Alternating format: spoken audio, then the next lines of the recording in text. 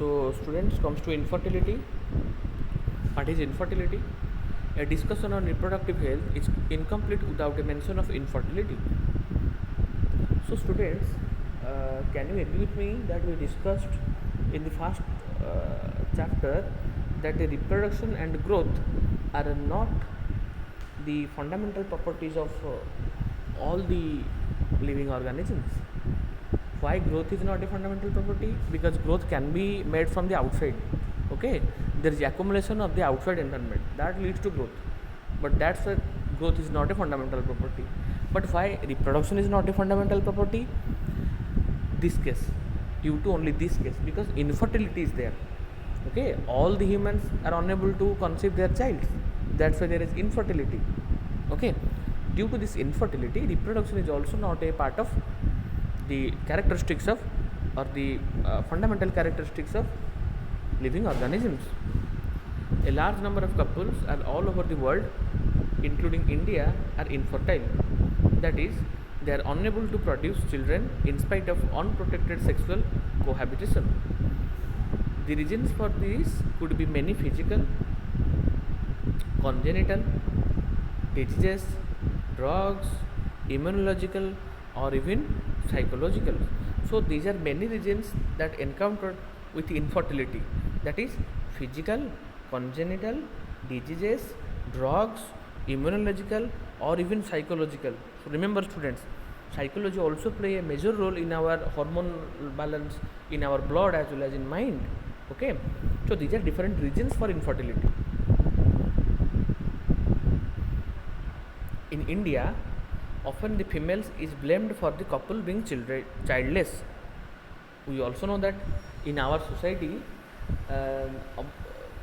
these times are also, we are not saying, but before some years, there is a mania that if the couples are unable to get their child due to the problems of the female, not only that, problems can encounter with both the male and female. Okay, from traditional beliefs, from religious beliefs, our ancestral characters, they may indicated to the childless couples that the blame is always going on to the female side. Specialized healthcare units, that is infertility clinics,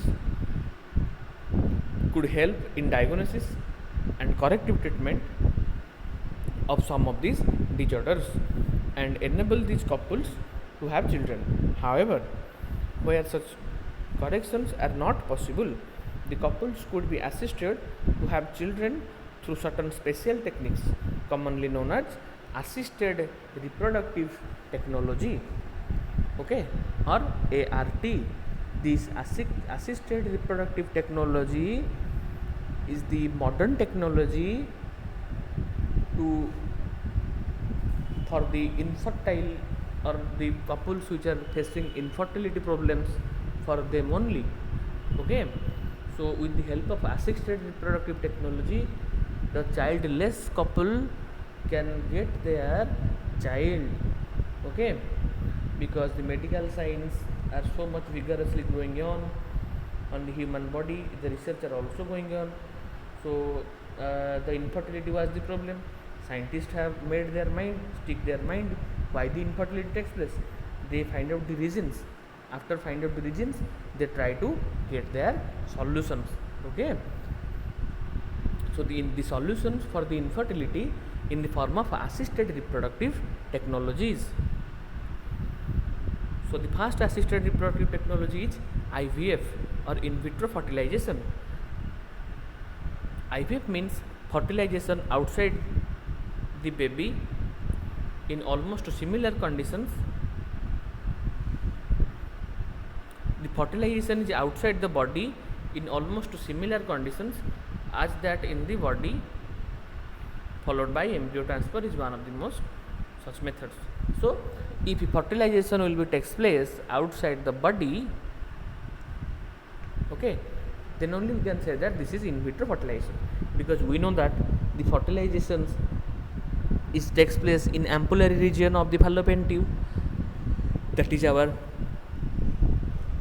normal fertilization. But for in vitro fertilization, the fertilization must have to takes place outside the body and followed by embryo transfer. So in this method, popularly known as the test tube baby program, ova from the wife or the donor female and sperm from the husband or donor male are collected and are induced to form zygote under simulated conditions in the laboratory. The zygote or early embryo with up to 8 blastomeres could then be transferred into the fallopian tube, that is called GIFT, zygote to intra-fallopian transfer, and the embryo with more than 8 blastomeres are transported into the uterus, that is called IUT or intrauterine transfer, to complete its further development. Okay, so what we conclude? IVF is in vitro fertilization.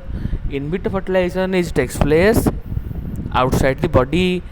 The sperm cells or the husband's sperm cells or the donor male sperm cells are collected. The donor female or wife's sperm cells or ova cells or ovum is collected. Okay, sperm cells and ovum are becomes fertilized in the laboratory inside a test tube. This is also called test tube baby, test tube method. Okay, and after the formation of zygote, a simulated conditions will be provided in the laboratory for the growth of this zygote. That means what kind of simulated conditions they will be fit? The conditions which is found genuinely or naturally in the female fallopian tube and uterus, these kinds of materials will be present in the surrounding of the zygote to becomes more and more cleavage, to becomes blastomere structures.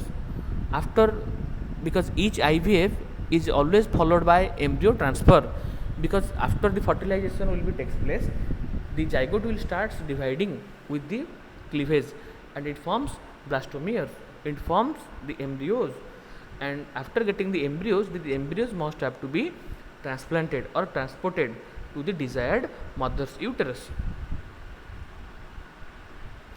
So if the zygote which is up to 8 blastomere embryo, we cannot say that embryo, we are saying that the growing embryo. Okay, that the growing zygote, the mature zygote, when it becomes 8 blastomere stage, it can be implanted into the fallopian tube. So remember that there is a concept, in 8 blastomere stages we are implanting in the fallopian tube. Why not we are implanting in the uterus? Because before the implantation, the blastomeres have already getting there more than 120 or more than 150 cells they must have to be acquired, because trophoblast cells, inner cell mass, they have to be formed, otherwise there is no chance of implantation into the uterus. That's why after the cleavage is going on up to 8 blastomere, the 8 blastomere will be transplanted or implanted in the zygote. This is called GIFT, zygote intra-fallopian transport. Same IVF, from the same IVF, if the zygote will be transferred in the fallopian tube in 8 blastomere stage, it is called GIFT. And if it will be transported in more than 8 blastomere structure, this is called IUT, intrauterine transfer. Because if the blastomere will be grow on, if it will achieve more than 64 cell stage, then we do not have any necessary for implantation in fallopian tube. Okay, because what we know naturally, more than 64 or reaching to 128 cell division, we are implanting, naturally it is implanted in the uterus. Okay, so that's why if the blastomere will be growing on more than 64 cell stage, we can implant it into the uterus. That is called intrauterine transfer.